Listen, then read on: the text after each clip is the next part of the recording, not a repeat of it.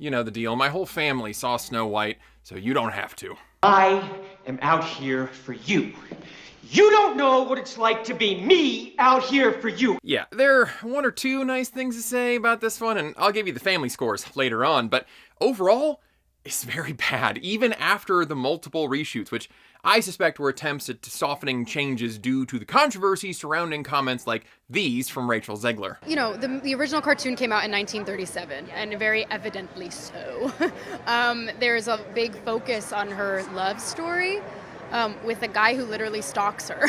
Yeah. Weird. I just mean that it's no longer 1937, and we absolutely wrote a Snow White that is not going to be saved by the prince. She's not going to be saved by the prince, and she's not going to be dreaming about true love. She's dreaming about becoming the leader she knows she can be, and the leader that her late father told her that she could be if she was fearless, fair, brave, and true. However, those changes, coupled with the original attempts by writer Greta Gerwig and 6 others to graft a modern, empowering message onto the Disney animated version, have resulted in Snow White and the 7-member movie-making committee, and it clearly feels like it. It's why the dwarves have some sort of power in their hand that goes nowhere, or why the king seems to be alive until he isn't, or why the band of merry persons doesn't do anything. This amalgamated disaster bounces around like a toddler who just drank a prime, whipping between a Marxist feminist fever dream and a safe, sterile stage musical with a few jingles and nostalgic keys. Oh hey, you remember this one? Go ahead and start and make it. Oh, almost forgot. Spoilers, I guess, if you were actually planning to see this, but I don't imagine many of you were in the first place. Speaking of musicals, I'm told the beginning is a very good place to start, so let's tackle that Marxist comment, because I'm sure some of you are wondering how that could possibly be. Our story opens with a narration about the wonderful kingdom where the king and queen teach their daughter, Snow White, that the bounty of the land belongs to all who tend it, which you might recognize as labor is entitled to all it produces, just changed enough to fit into your essay so you don't get accused of plagiarism. This is happy, prosperous communism land where everyone shares and there are jewels, gems, and apple pies for everyone, and a castle and a monarch somehow. Wow, the land of make-believe. Sadly, the queen dies and Gal Gadot comes on scene. The king is smitten, understandably, and we're told she is so beautiful that she seems to have a magic power over people. She tricks the king into thinking there is a threat. He rides to meet it and died. She then takes all the people's gems and jewels and food, separating them and their labor from its products. Yeah, everyone was living in a utopia, all about sharing and love and stuff, until the queen told them not to be. It's rather vague. You just need to know she's evil and in charge, and as long as the mirror confirms she's the most beautiful, she has power or something. The magic bit is also not clear, probably because even the folks at Disney realized this all made about as much sense as selling vegan food at a NASCAR race. A time skip reveals the castle is now dark all over because evil, and Snow White has been given a Farquaad bob and has to clean the castle. She meets Jonathan, who is basically a Fiero, but with a chain for some reason, and an American Eagle hoodie. Johnny definitely owns puka shell necklaces, I guarantee that. He's stealing food because the people are starving, so Snow confronts the queen, who is feasting alone at a long table piled with food. She asks if Snow is done cleaning because everyone needs to do their fair share, which serves as a magically convenient segue into Snow White telling her the people are hungry and poor and she should share with them. Subtle.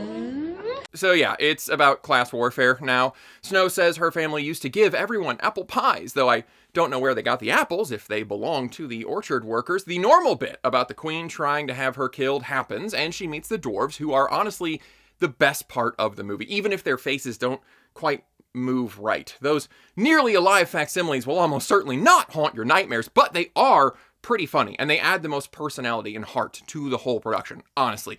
In keeping with our theme of empowerment, however, Snow does not clean their house. Okay, that is beneath her. But like not in a bad way, like the queen, who doesn't want to do any work or share with anybody. Like, it's cool when Snow doesn't help clean, but instead whistles and just tells everybody else to do. It's not the same thing, okay? Because then she heads off and runs into Jonathan. And honestly, this change really does make sense, because in the original, the prince just sort of shows up in the first 3 minutes, literally, and then he's just there at the end. So despite telling us that the movie had no love story, they do actually show the characters interacting, which makes the true love's kiss make sense later on. And believe it or not, Jonathan isn't some limp noodle sad sack like Mog here from The Acolyte. He's pretty boring, but not useless. Neither he nor Snow are helpless in the relationship, and they mutually are attracted to each other, which I was not expecting given Rachel Ziegler's commentary. I know that she lives in a bubble surrounded by shrews who have a signed copy of Lean In hanging above their beds, but out here in the real world, women like romance. Yeah, that's why Rebecca Yarros is a millionaire. Even I like romance, honestly, and I think it's sexy when you tap that like button. Get him! That's like a fourth zinger. Oh, hang on. No, I'm sorry. Guys are going to watch this too. Gay! There is a intimate meetup monthly where second-tier channel members hang out in a private stream and they give input on a video. We make it together. It's like a group project. You could be there or join the first level, support the channel. I appreciate you thinking about it. Oh, also, remember that picture from a few years ago with the weirdos in the field? That was actually not the dwarves. That was Jonathan's band of merry men, because he's a Timu mashup of Flynn Rider and Robin Hood. I don't know, maybe they were the dwarves, and that's part of why the movie feels so disjointed, because they try to cover it. Anyway, his crew has zero personality, and only one of them actually gets to do something, but whatever, they're there. Snow and Jonathan part ways, but she gives him this necklace from her father that just keeps getting brought up. It just gave me so much hope! He gets captured, which was cut content from the original. She gets poisoned. His kiss saves the day because he breaks out of prison almost immediately, since the plot only needed them separated for like a day or so. Then they prepare to storm the castle. Except they can't storm it because princesses don't need saving, okay? And Snow can't battle the queen because in this fantasy, the communist revolution is peaceful, so they just like argue in front of the castle because the queen's tongue is sharper than any sword, but Snow tells her she better stop waving it around like a feather duster. Also, Snow knows the guards' names, which causes them to like not want to serve the queen anymore all of a sudden. The queen consults the mirror and she isn't the fairest anymore because now fair means just. Get it? So she smashes the mirror and turns to a statue in dust, and she's stuck in the mirror for reasons. All right, explain this to me like I'm a 2-year-old, okay? Because there's an element to this thing I just cannot get through my thick head. Overall, the story is terrible, which is the problem when you're attempting to steal the name recognition of a different work, but carve off bits to make room for your own new clever ideas. And so now the original ideas don't make a lot of sense, and your new ideas don't have enough explanation, and the whole movie just doesn't agree with itself. Like, we need to have the monarchy from the original to make the evil queen story work, but we also want a sharing utopia where everyone keeps what they help with. Starting with the shiny happy kingdom makes the evil queen origin story look stupid because she doesn't offer the people anything like feudalism. She just takes it and everybody's cool with that and they forget that they like sharing. We want Snow White to be an empowered modern woman, so neither Jonathan nor the dwarves are allowed to rescue her, but also she's a peaceful and fair leader, so she can't fight the queen, which left the writers in a corner they painted themselves into, where the queen had to throw a tantrum and get sucked into the magic mirror. We can't have Snow serving the dwarves and doing menial chores, but then we're left with a stranger who just shows up and demands they clean and share the burden with each other, while she doesn't help. We didn't want a prince saving the day, so now we've got a faux Robin Hood and his band of merry persons have nothing to do except take up space while dressed, for some reason, as though they just wandered in from a nearby filming of Jesus Christ Superstar. It's giving homeless at a Renaissance fair. As usual, it's impossible to pin down the numbers, but reports about the budget vary from $200 to $300 million, which is par for the course for Disney, but it is wild because this movie looks and feels like a stage play. Like, the world is so small. Each set piece would translate perfectly to a stage, usually taking place around picnic tables or a house or two or some logs and rocks with trees in the background or a well. Every scene felt like a theater set with some backdrop and one or two solid objects around for the characters to interact with.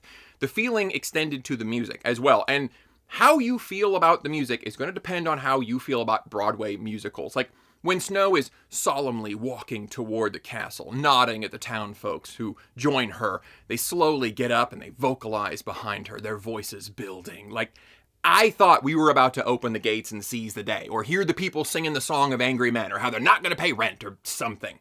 There were new songs, and 2 of them were not bad in my opinion. 3, according to my family. Her love song with Jonathan, another duet with them called Princess Problems were all right. My family liked the opening one. I can't remember the name of it, where she's singing and lamenting that she can't get outside and live her wishes or whatever. That basically takes the place of When Will My Wish, or When Will My Prince Come. Even the blocking and choreography felt like a stage performance, but like a community theater. It was bad, terrible dance moves, and the extras in the background were phoning in every scene. It was like more wiggling than dancing. The only person that benefited from any of this was Andrew Burnap, who I assumed to have a ton of stage experience, and I was not shocked to be right when I looked it up. Something about his movement and diction while singing just screamed theater kid. I was one, so I know, and he was the best actor in the whole thing, honestly, because he actually knows how to convey emotion with his face and body and voice. Zegler has a nice voice. I don't know, I've never heard her sing. It was really good, but that girl cannot act. Like, at all. And it's mostly her face. She has no idea what to do with her face. She has a bit of an underbite already, but for some reason, she decided to just lean into it and jut her chin out while not knowing how normal humans hold their mouths during conversation. The result is doing this weird mug most of the time. It was like this. It was like a weird frown.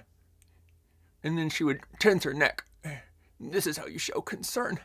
Oh, God, you are hard to look at. But honestly, her terrible acting looks award-worthy compared to Gal Gadot, who thought that a serious and menacing queen should sound nearly asleep. Show me where you found him. In the forest.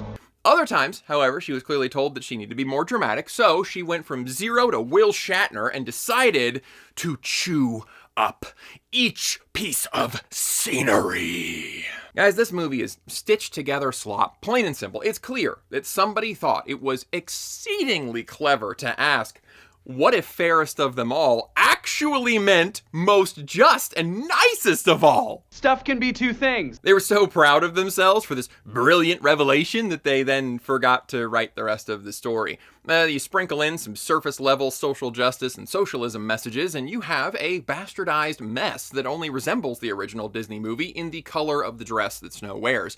It seems clear that for the last couple of years, Disney has been trying to pump the brakes on the woke moralizing that was taking over nearly everything they produced. But that messaging has been so baked into everything that the best they could do was try to cut out the worst parts and then stitch the whole thing together with some sterilized reshoot material. And that's what leaves titles like Captain America, The Marvels, and now Snow White as inoffensive but incoherent piles of blah. Okay, so an almost 40-year-old guy doesn't like it, but perhaps you, like Brie Larson, do not care, and you wonder what children might think. Fortunately, I have 6, and I will tell you. Let's see those scores. As you can see, not a lot of fans. Everybody was pretty bored. Overall, did not like it. Everybody was a big fan of the dwarves. They really are the best part of the movie, and that was a consistent pro in everybody's column. And everybody didn't hate the new songs. There were a few that they really did like.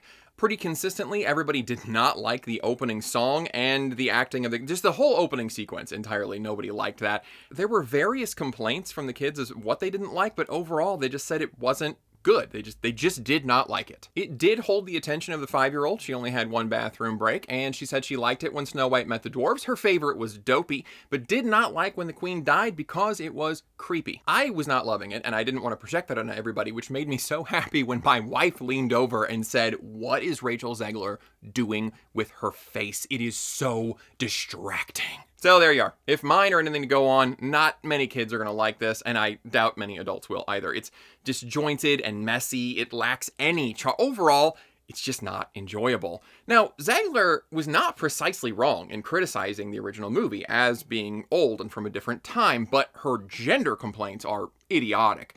The storytelling in the original is very simplistic, and there were parts that didn't even make it in that Walt Disney did want to be there. So if they were going to make a live-action remake and change things, they should have changed the criticisms of the original movie, or adding cut content, not random made-up concerns for the non-existent modern progressive audience. And there's also a debate about whether this kind of storytelling is bad in the first place. Yeah, the evil stepmother is just there for evil reasons, and she's jealous, and the prince just appears, and we know nothing about him, and they ride off to a freaking castle in the sky. However, there is an argument to be made that this is a fairy tale, and the details are less important in this kind of story. Why is the queen evil? Because she is. Why is there a prince? Because there is a princess, and they're going to fall in love. I understand if folks aren't into this kind of simple story, but I also think there might be an audience that would find this refreshing after the last couple of decades of gritty realism and moral ambiguity. Snow White is nice and endearing to the dwarves, so they fight for her. True love conquers evil, happily ever after in the clouds. I think Hollywood would be surprised by how many people would eat that up in this day. But what do you think? Did the original need updating? What would you change if you were doing a remake? Do you think there is an appetite for fairy tale stories that are morally black and white with a happily ever after? Let me know in the comments. I appreciate you watching, and I'll see you next time.